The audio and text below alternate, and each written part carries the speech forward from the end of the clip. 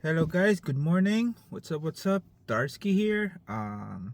Siya nga pala, na-report yung YouTube channel ko. Hope I need you guys help. Please subscribe my YouTube channel. Hopefully I could have at least 50 subscribers so that I could use the live platform of YouTube. So please, please, please, please, share and support me. Please share, like, and subscribe. All right. Hopefully you guys like my content for today, for this morning. All right. See you in a bit. Hello guys. What's up? What's up? Gardarsky here. Good morning. Time check. It's 4:30 a.m. and just have my lunch break on my work. Started at 12 midnight and quick reaction lang sa topic ko for today is about the Mr. MG Makagago and Mr. FLM saga. I've been watching for their fight for about almost 2 months, I think, since nag-start na si Mr. MG, also known as Makagago, sa pagtira kay Mr. FLM.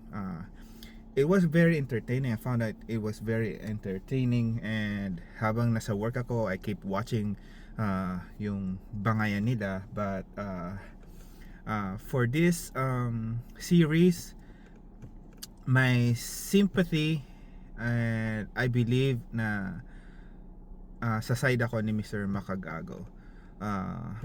Knowing I don't have any knowledge or what do you call this, personal knowledge to Mr. FLM, but I keep watching his video and it was like BS for me, since I am based here in US. I heard marami siyang I heard allegedly marami siyang naloloko na mga tao, but I don't know.